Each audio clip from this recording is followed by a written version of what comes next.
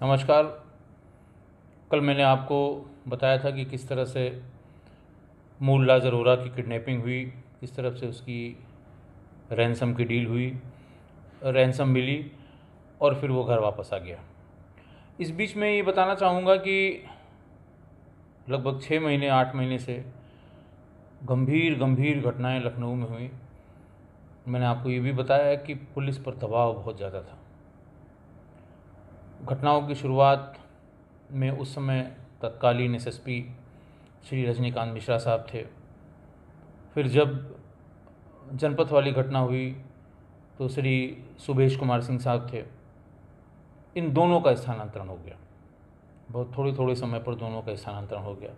आप जानते हैं, जब भी सरकार दबाव में होती है तो सबसे पहले किसी अधिकारी की उसकी गलती हो न हो, ये दोनों ही उस समय की सबसे अच्छे अधिकारियों में जिनकी गिनती होती थी। बहुत बड़े बड़े शहरों में बहुत नाम था इनका, और इन दोनों का स्थानांतरण हुआ।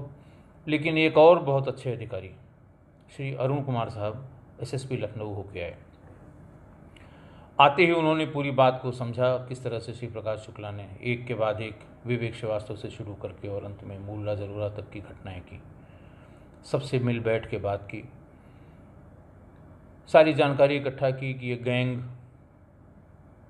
कहाँ ऑपरेट करता है, कैसे ऑपरेट करता है, कितनी जानकारी अभी तक हो पाई है, आगे की जानकारी क्यों नहीं हो पाई, जनपथ वाली घटना क्यों हुई, जनपथ की घटना को क्या रोका जा सकता था। इस तरह की बातें हैं। इन्फॉर्मेशन क्या थी, कहाँ से इन्फॉर्मेशन आ रही है, कौन कौन सूचना दे रहे हैं और सूचना देने वालों का सत्यापन किस तरह से हुआ है। इस तरह की बातें सब उन्होंने इकट्ठा करके सबसे बात करके और एक राय बनाई। धीरे धीरे उनको 1 डेढ़ महीने हो गए। 1 डेढ़ महीने में उन्होंने बहुत अच्छी जानकारी गैंग के बारे में हासिल कर ली। सबको दूसरा दूसरा काम दिया, नए सिरे से तैयारी की कि हर हाल में इस गैंग से सबको मिलके निपटना है। और इसका जो जिस तरह से इसने प्रभाव डाल रखा है इस समय उत्तर प्रदेश की राजधानी में, उससे निपटना बहुत आवश्यक है। रोज़ जैसे आती थी सूचनाएं उस तरह से आने लगीं। कहीं मुखबिरों की सूचना है, कहीं अधिकारियों की सूचना है, कहीं कर्मचारियों की सूचना है, कहीं प्रेस वालों की सूचना है। इसके अलावा और कोई चारा भी नहीं था। सूचनाएं सब इकट्ठा होती थी और रोज़ की तरह। बस अब ये हो गया था कि पुलिस लाइन में जो आदेश कक्ष होता है या आरआई का कक्ष होता है, वहाँ पे हम लोग मिलते थे और वहीं आगे की बात तय की जाती थी। और ये तय किया गया कि दिन में अब हम लोग कम से कम 2 बार, और या अगर हो सके तो 3 बार, यानी सवेरे किस काम से जा रहे हैं, दोपहर में कोई डेवलपमेंट हुआ, और शाम को लौट के कि अब आगे का कल का हम लोग क्या करेंगे। नए जब एसएसपी लखनऊ आए तो निश्चित रूप से उन्हें अलग तरह की सूचनाएं मिलने लगी। कुछ सूचनाएं जब रिपीट होती थी हम लोग पूछते थे कि साहब इस तरह की सूचना पहले भी आ चुकी है। फिर अचानक एक दिन सवेरे सबको बुलाया गया और हम लोग सब लोग पहुँचे। अरुण कुमार साहब ने बताया कि भाई तो उसके फिर से यहाँ होने की सूचना मिल रही है। बताने वाले ने बताया है कि वो अपनी एम्बेसडर गाड़ी से वही लाल नीली बत्ती लगी हुई वो देखा गया है। उन्होंने जगह भी बताई कि सुबह 7:30 पौने 8 बजे के आसपास वो मॉन्टफोर्ट स्कूल है, छोटे बच्चों का स्कूल है महानगर में, वहाँ देखा गया। उसके बाद करामत गर्ल्स कॉलेज के बाहर देखा गया, और सेंट फेडलिस एक स्कूल है ट्रांसगोमती में, बड़ा स्कूल है, गोमती नगर में सीएमएस है। इस तरह की सूचनाएं 2-3 दिन की बताई गई कि वहाँ देखा गया है। इस पर लोगों ने कहा साहब ये तो कई बार इस तरह की सूचना आ चुकी है। उनको भाई देखने में कोई हर्ज नहीं है, आखिर जनपथ वाली घटना इसी तरह हुई थी। यही सूचना थी कि वो शेव कराने आएगा। 1 दिन गए आप लोग, 2 दिन गए, 3 दिन गए, 4 दिन गए, लगातार गए, नई सफलता हासिल हुई, और एक दिन मुठभेड़ हो गई। तो इसी तरह से अगर ये सूचना है तो इसको सुबह सुबह का टाइम रहता है, आधे घंटे में स्कूल आने जाने वाले जो हैं वो आ जाते हैं। आधे घंटे बाद मेन गेट बंद हो जाता है, स्कूल की अपनी नॉर्मल जो दिनचर्या है वो शुरू हो जाती है, फिर स्कूल छूट जाता है, बच्चे स्कूल चले जाते हैं। मुल्ला जरोला की किडनैपिंग हो चुकी थी और अपहरण का भूत सबके ऊपर सवार था। ये लग रहा था कि अगर दूसरा कोई अपहरण हो गया, इतनी घटनाएं हो चुकी थी, और जनपद की घटना को अगर छोड़ दें जिसमें हम सफल हुए थे, उसके गैंग मेंबर को मारा गया था, एक AK-47 बरामद हुई थी, एक कार्बाइन बरामद हुई थी, छोटे असलहे बरामद हुए थे। लेकिन फिर भी इस बात से संतुष्ट न तो सरकार थी, न पुलिस थी, और न पब्लिक थी। उसका तो ये मानना था कि साहब शिव प्रकाश शुक्ला का आतंक जैसे था वैसे ही है, अभी भी वो फ़ोन करता है, वसूली करता है। इस तरह की बातें बार बार अखबारों के माध्यम से और वैसे भी आती रहती थी। अरुण कुमार साहब ने जब ये बात कही तो बात तो कुछ समझ में आई कि जब एक बार वो एक बड़े व्यापारी का अपहरण करके इतना पैसा ले चुका है तो ये शॉर्टकट है पैसे का, कोई रिस्क नहीं है, और ऐसे में हो सकता है वो किसी की किडनैपिंग का, किसी के बच्चे की किडनैपिंग का प्लान बना रहा हो, इसीलिए बार बार किसी सूचना पर। इस पर अलग अलग लोगों ने राय दी।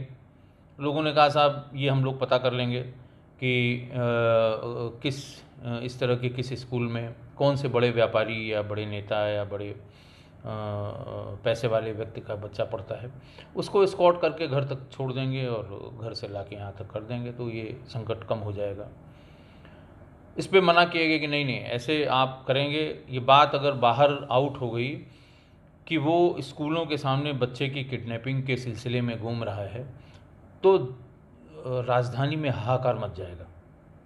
कोई भी पेरेंट अपने बच्चे को, चाहे वो पैसे वाला हो चाहे ना हो, स्कूल भेजने को तैयार नहीं होगा। बच्चों से जो लगाव होता है, या बच्चों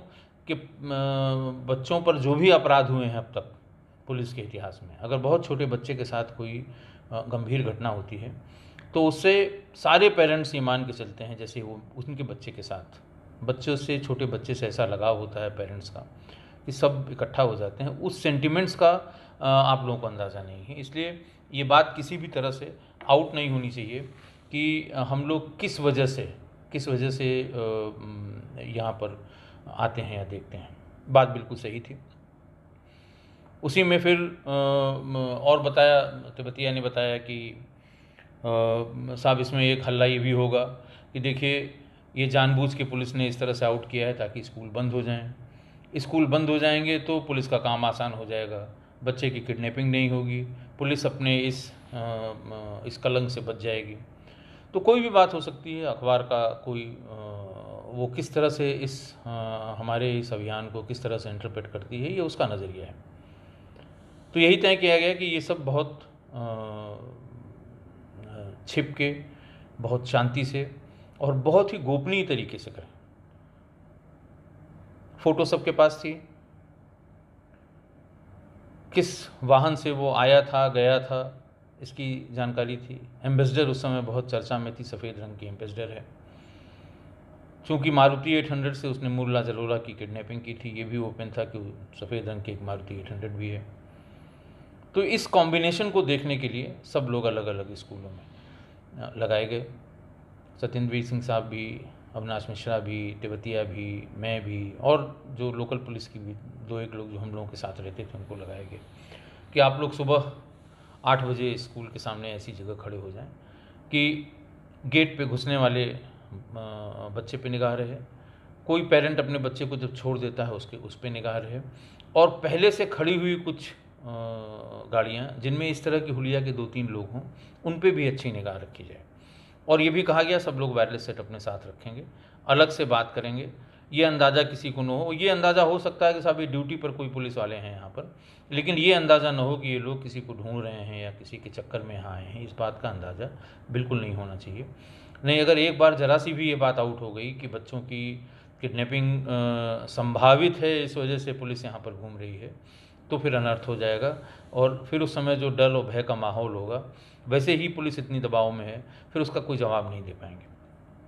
आधे पौन घंटे की बात है, सब लोग अपनी अपनी जगह गए, और ये हुआ कि जब स्कूल छूट जाए उसके बाद आप लोग आके बताइए किसी को किस तरह की। अच्छा, ये भी कहा गया कि अगर आप किसी को स्पॉट कर लेते हैं इस हुलिया का इस तरह की गाड़ी में, तो आप अकेले कुछ नहीं करेंगे। जनपद की घटना से सब लोग सीख चुके थे कि आप अकेले कुछ नहीं करेंगे, आप सेट पे बताएंगे, फोर्स जाएगी, हम घेराबंदी करेंगे, पर्याप्त फोर्स के साथ हम मोर्चा लेंगे, हमें पीछे नहीं हटना है। खैर, सब लोग अपनी अपनी जगह पहुँचे। मेरे हिस्से में करामत स्कूल आया, सत्येंद्र सिंह साहब CMS की तरफ गए। ये बात की गई कि सब अपने अपने वहाँ के प्रिंसिपल से बात कर दीजिए, उनसे बता दीजिए कि ये गोपनीय ऑपरेशन है और हम लोग सिर्फ आधे घंटे के लिए ऐसी जगह रुके रहेंगे, इसमें बहुत पूछताछ नहीं की जाए और प्रिंसिपल से बात करिए सीधे। अगर कोई प्रिंसिपल मानने को तैयार नहीं है तो उसके प्रबंधन से उसका नंबर आपके पास हो। SSP साहब ने कहा मैं स्वयं बात कर लूँगा, उनको समझा दूंगा कि घबराने की कोई बात नहीं, हम किसी गोपनीय ऑपरेशन में लगे हुए हैं, हम इसको देख लेंगे। मैं भी पहुंचा करामत, जो जिसको आइडिया हो महानगर में जो निषादगंज वाला चौराहा है, तो वहाँ पर थोड़ा सा कोने में है वो, बड़ी बड़ी बाउंड्रीज़ हैं, बाहर कोई पार्किंग की जगह नहीं, उसी के सामने एक ओवर ब्रिज है और बहुत ढेर सारी वहाँ फ़ोटोग्राफी की दुकानें हैं। भीड़ सामान्य रूप से वैसे भी वहाँ बनी रहती है। तो वहाँ जाने पर यह हुआ कि साहब इसको कैसे वॉच किया जाए। हम लोगों के साथ जो 2 सब इंस्पेक्टर 2 सिपाही थे, उनको ऐसी दूरी पे खड़ा किया गया कि आने जाने वाली गाड़ियों पे निगाह रहे और गेट पर उस तरह की निगाह रहे कि अगर कोई बच्चा भीतर जा रहा है या भीतर से निकल रहा है तो कोई फोर्सिबली उसको खींच के न ले जाए, कोई इसको किडनैप करने की कोशिश न करे। ऐसा करने पे फिर उसको तुरंत उसमें रिएक्ट करने की बात थी। ऐसी कोई जगह वहाँ नहीं दिखाई दे रही थी। मैं भीतर गया, प्रिंसिपल एक महिला प्रिंसिपल थी, होगी 30-35 साल की उनकी उम्र थी और उनसे मैंने रिक्वेस्ट की कि इस तरह से आए हैं। मैंने बताया कि मैं CO कैसरबाग हूँ और हमें कोई जगह ऊपर ऐसी हो जो, तो उन्होंने कहा देखिए साहब मैं कितने नहीं घुसने दूंगी, ये लड़कियों का स्कूल है, आप यहाँ नहीं आ सकते हैं। तो मैंने कहा कि आप अपने जो भी मैनेजरियल स्टाफ में या जो भी आपका सुपीरियर हो उससे कह दीजिए SSP साहब से बात कर रहे हैं, हमारा यहाँ रहना ज़रूरी है। तो खैर नहीं मानी, उनका आप मैं भीतर नहीं अलाउ कर सकती हूँ किसी को। समय फिर थोड़ी देर में बच्चे आने लगे। मैंने कहा कि मैडम मैं, बाकी लोग हमारे साथ कई लोग हैं और सब पुलिस वाले हैं, आपको घबराने की कोई ज़रूरत नहीं है, आपसे कोई मतलब भी नहीं है इसका, लेकिन आवश्यक है यहाँ पर आना। फिर भी नहीं मानी। खैर मैंने वहाँ से फिर अरुण कुमार साहब से बात की, सवेरे का समय था। मैंने कहा साहब ऐसे ऐसे इनका नंबर ये है। तो उन्होंने कहा अच्छा ठीक है मैं बात करता हूँ। उनके जो भी उनसे सीनियर थे या किसी से, जिस किसी से भी बात की, थोड़ी देर बाद में कि सीनियर का किसी का फ़ोन आ गया और फिर उन्होंने पूरी जांच पड़ताल की, आप कौन हैं, कैसे आए हैं। तो मैंने फिर उनको बताया, हमने कहा कोई ऐसी जगह जहाँ आप, चूँकि लड़कियों का स्कूल है, मैं भी भीतर कहीं नहीं जा सकता, कोई ऐसा आपका ऑफिस का कमरा हो जो, या आपके जो स्टाफ वाले बैठते हैं उसका कोई कमरा हो, ऊपर कोई खाली जगह हो, छत के पास कोई ऐसा कमरा हो जहाँ से मैं बाहर पूरी चीज़ों को एक साथ देख सकूं, क्योंकि आप देख रही हैं संकरी जगह है, जगह की कमी है। खैर उन्होंने कहा देखिए कोई कमरा नहीं है, मेरा कमरा है, मैं सिर्फ यहीं तक अलाउ कर सकती हूँ, ठीक है आप जिस काम से हैं। मेरे साथ वायरलेस सेट भी था। वहाँ से जो स्टूल है उसके ऊपर खड़ा होकर, उसमें गेट, बाहर का गेट और बाहर की काफ़ी चीज़ें वहाँ दिखाई दे रही थी और हमारे सब इंस्पेक्टर भी हमारी जिसको नजरी कांटेक्ट में थे उसमें थे। खैर आधे घंटे पौन घंटे की बात थी, थोड़ी देर में स्कूल शुरू हो गया, मेन गेट बंद हो गया। मैंने उनको धन्यवाद कहा और धन्यवाद कह के मैं जैसे जाने लगा, उन्होंने कहा आप बताइए आप हैं कौन।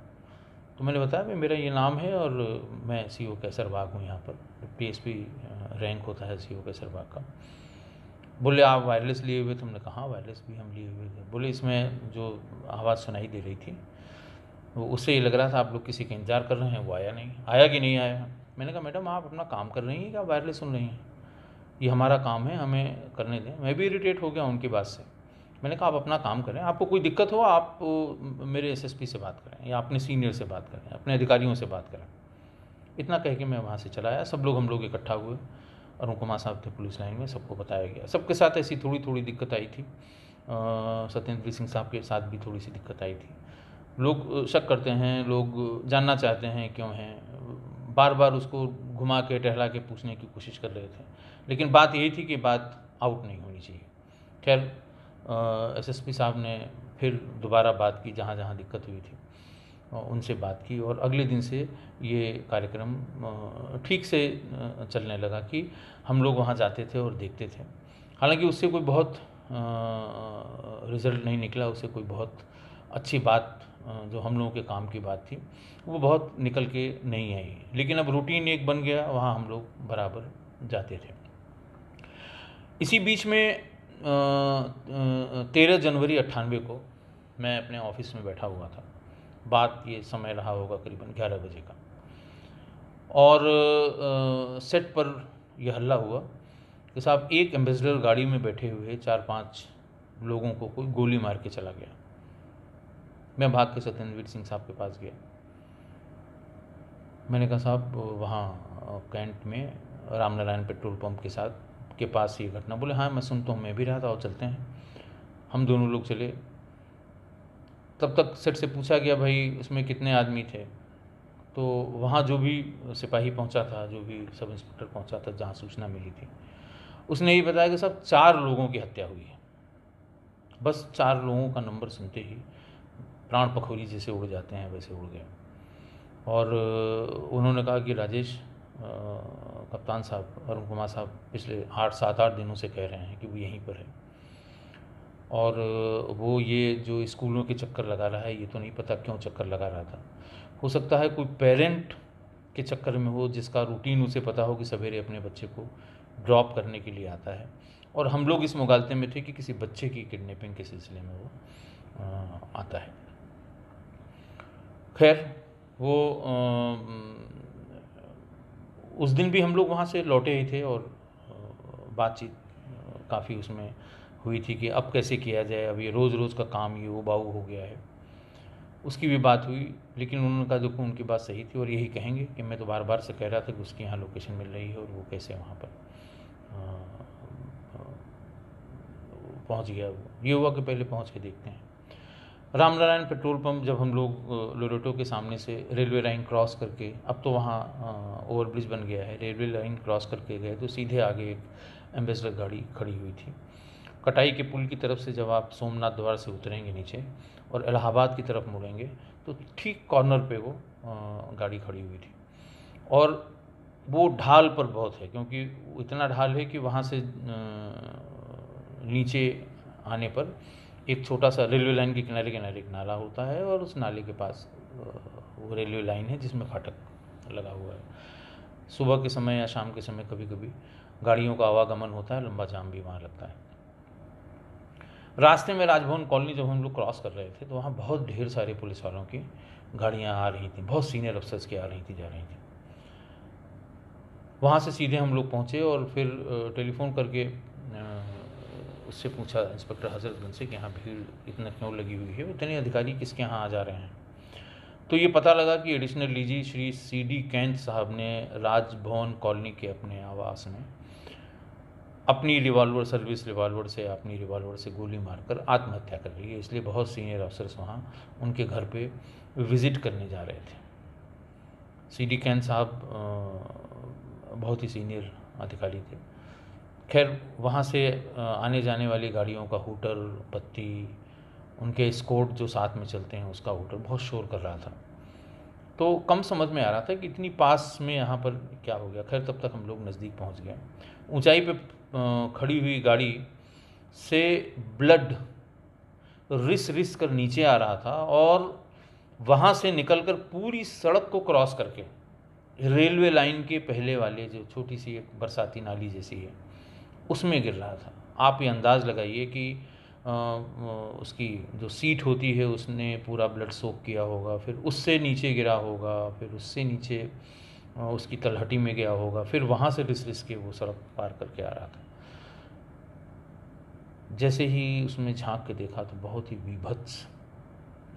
विभत्स दृश्य था। 4 लोग अपनी सीट पे बैठे हुए थे, किसी का चेहरा नहीं था, चेहरे की जगह लोथड़े थे, और जो मांस था वो एम्बेसडर कार की छतों पे अलग अलग जगह चिपका हुआ था।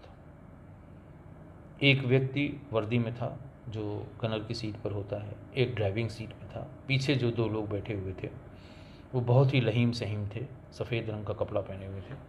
गाड़ी के बाहर लाल रंग का एक बोर्ड था जिस पे लिखा हुआ था उपाध्यक्ष Uttar Pradesh cooperative bank society या बैंक। खैर तुरंत पता लग गया कि ये उपेंद्र विक्रम सिंह हैं। काफ़ी उनका वेट था, काफ़ी लंबी हाइट थी। और उनके साथ कौन था ये पता करने में थोड़ा सा समय लगा। हम और तब तक खैर एसएसपी साहब भी आ गए, अरुण कुमार साहब भी, और चारों तरफ नाकेबंदी की गई कि किधर गए किधर गए किधर गए। चौथे आदमी का नाम भी पता लग गया, वो शुक्ला करके कोई बड़ा ठेकेदार था इलाहाबाद का। और ये सारे लोग वो स्टेडियम के सामने जो कोऑपरेटिव बैंक का हेडक्वार्टर है उसी से निकल के और इलाहाबाद की तरफ जा रहे थे। बहुत बड़ी घटना थी, गंभीर घटना थी। प्रभावशाली व्यक्ति था, सफ़ेद एम्बेसडर थी, लाल बत्ती लगी हुई थी। घटना देख के हम और सत्येंद्र सिंह साहब लग गए। सत्येंद्र सिंह साहब ने पूछा कि राजेश तुम्हें कोई शक? मैंने कहा साहब मुझे कोई शक नहीं, मैं समझ गया। अगल बगल कोई वहाँ आबादी नहीं है, पेट्रोल पंप वहाँ से थोड़ा सा दूर है कि वहाँ का आदमी सीधे सीधे कोई बात नहीं बता सकता। रेलवे लाइन के किनारे उस तरफ पान की 2-3 गुमटियाँ हैं। हम लोग वहाँ गए, खड़े हुए, उससे जानने की कोशिश की कि क्या हुआ था। तो उसने कहा साहब एक सफ़ेद रंग की मारुति कार आई थी, वो पहले से इधर की तरफ यानी लोरेटो की तरफ रेलवे क्रॉसिंग की तरफ मुँह करके किनारे की तरफ खड़ी हुई थी। थोड़ी देर में उसमें से 2 लोग निकल के आए, एक ड्राइविंग सीट वाला, एक उसके पीछे वाला। और इतनी ही देर में उधर कटाई के पुल सोमनाथ द्वार की तरफ से एक सफ़ेद एम्बेसडर ही आई है। मोड़ पे जैसे ही वो धीमी हुई है, उसके 2 मिनट पहले जो ड्राइविंग सीट पे बैठा था उसने सीट से AK-47 उठाई थी। और उसके पीछे जो निकला था उसने अपने पैंट में से खुसी हुई 2 पिस्टल निकाली थी। सीट जो AK-47 वाला आदमी था उसने पहले ड्राइवर और गनर जो बैठा हुआ है उनकी तरफ साहब बहुत ज़ोर से आवाज़ हुई थी, तड़ तड़ तड़ हुई थी। यहाँ चूँकि मिलिट्री एरिया है, कभी कभी फायरिंग होती तो लगता कोई बड़ा असलहा था वो। बड़ी आवाज़ थी उसकी। AK-47 उसने जब गनर के AK-47 दिखाई की तब उसने बताया कि हाँ सब बिल्कुल यही था जो इससे वो चला रहा था। पीछे वाला आदमी वो पिस्टल से पीछे दोनों लोगों को मार रहा था। इसके बाद AK-47 वाले ने अपनी AK-47 गाड़ी में रख दी और एक पिस्टल निकाल के पीछे जो 2 लोग बैठे हुए थे उनको सटा सटा के 3-3 गोलियां दोनों को मारी थी। 3 आवाज़ आई थी, आगे वाले का पता नहीं।